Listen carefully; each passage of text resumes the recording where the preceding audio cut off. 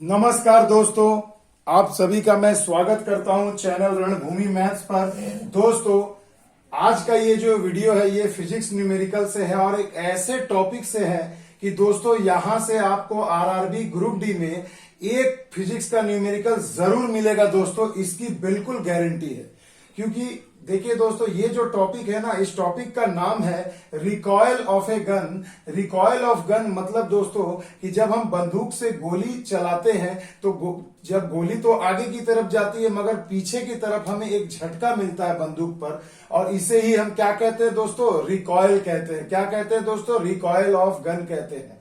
तो दोस्तों ये जो टॉपिक है रिकॉयल ऑफ गन, जैसा कि मैंने अभी आपको काफी आसान से शब्दों में बता ही दिया कि देखिए दोस्तों ये एक बंदूक है। मान लीजिए ये ट्रिगर है, यहां से मैं गोली चलाता हूं और अगर गोली मान लीजिए इस दिशा में, देखिए जैसा कि मैंने यहाँ डायग्राम बनाया है, अगर गोली इस दिशा में जा रही है किसी वेग से, तो जाहिर सी बात है जैसे ही आप गोली फायर करोगे तो ये क्या है, ये गोली तो आगे की दिशा में जाएगी, मगर ये गोली आगे की दिशा में जाने के साथ साथ बंदूक पर पीछे की तरफ एक प्रेशर एक्सर्ट करेगी, प्रेशर डालेगी, जिसे हम क्या कहते हैं? झटका डालेगी, झटका करेगी बंदूक पर पीछे की तरफ, एक झटका हमें महसूस होगा ये पीछे की तरफ इस दिशा में, जिसे हम क्या कहते हैं दोस्तों? रिकॉयल ऑफ गन कहते हैं। इसी संपूर्ण क्रिया को हम क्या कहेंगे दोस्तों? रिकॉयल ऑफ गन कहेंगे। तो दोस्तों इस पर आधारित एक न्यूमेरिकल बहुत ही इंपॉर्टेंट है, आता है। तो आइए पहले हम बेसिक फॉर्मूला को डिराइव करते हैं कि ये कैसे आया,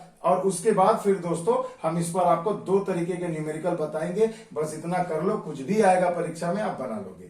तो देखिए दोस्तों, सबसे पहला जैसा कि आप देख पा रहे हैं, कंजर्वेशन ऑफ मोमेंटम, संवेग संरक्षण का सिद्धांत।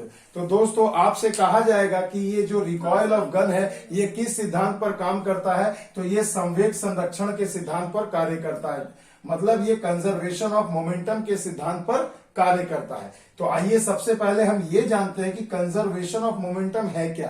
तो देखिए दोस्तों, मोमेंटम का मतलब होता है, मोमेंटम को हम लोग जनरली पी से डिनोट करते हैं और इसका मान होता है एम गुना भी। इसे ही ना हम संवेग कहते हैं दोस्तों, मोमेंटम कहते हैं। यानी कि एम यानी कि मास यानी द्रव्यमान, और भी यानी कि वेलोसिटी यानी कि वेग। इन दोनों के गुणनफल को हम क्या कहते हैं दोस्तों? संवेग कहते हैं।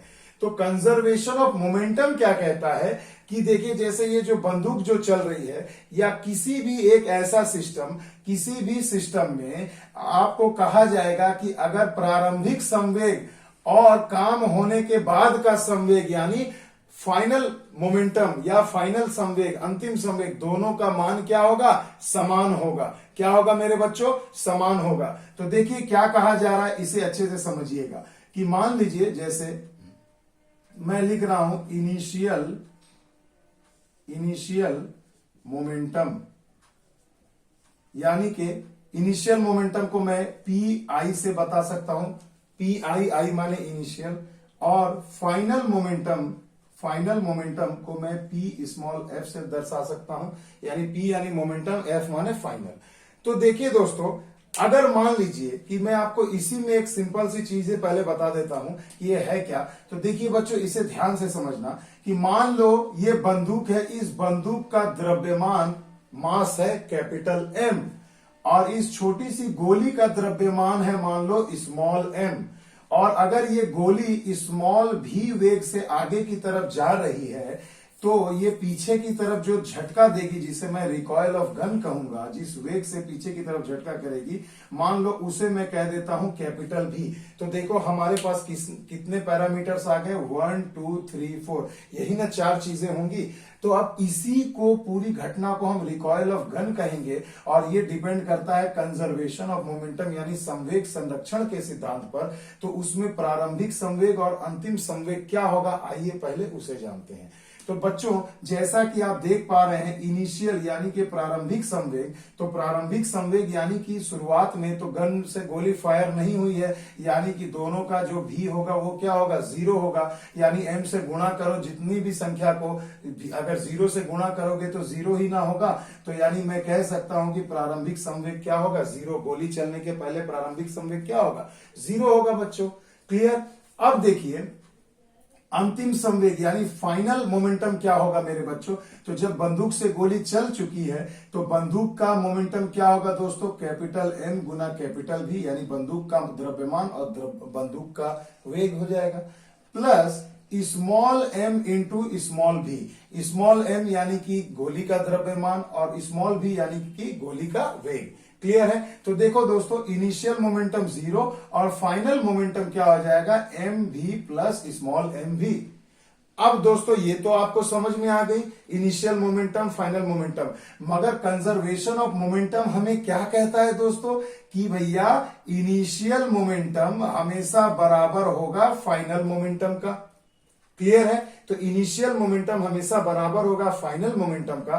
तो यानी कि दोस्तों इनिशियल मोमेंटम आपको पता है 0 होता है, फाइनल मोमेंटम अभी मैंने आपको बताया ये कैपिटल एम भी प्लस स्मॉल एम भी हो जाएगा।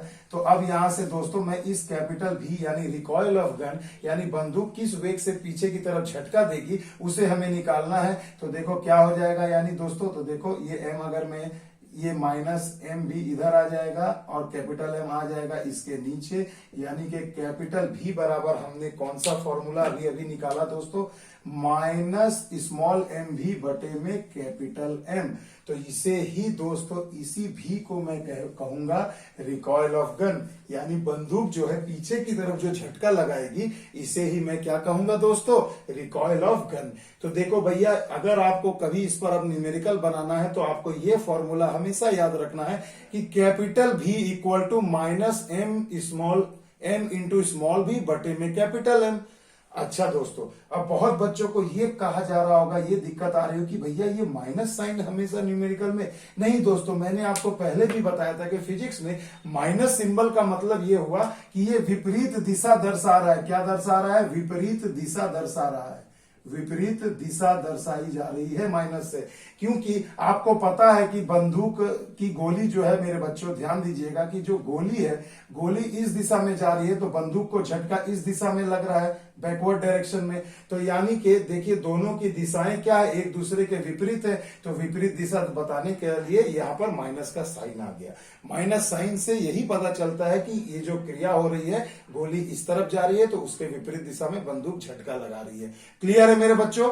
समझ में आ गया? तो यही था पूरा कंसेप्ट। कंजर्वेशन ऑफ मोमेंटम एक बहुत ही बड़ा टॉपिक है, इस पर मैं और भी वीडियो बनाऊंगा, मगर रिकॉयल ऑफ गन पे मैं सिर्फ एक वीडियो ये बना रहा हूं। यही वीडियो दोस्तों फुल एंड फाइनल हो जाएगा। आइए दोस्तों चलते हैं, अब मैं आपको इस पर न्यूमेरिकल कराता हूं। देखिए दोस्तों, बिल्कुल बेसिक सा क्वेश्चन है, इसे अच्छे से समझिएगा। इसी क्वेश्चन में मैं आपको सब कुछ बता दूंगा, इसी को कर लो भैया, बस एक क्वेश्चन आपका 1 अंक एग्जाम में पक्का।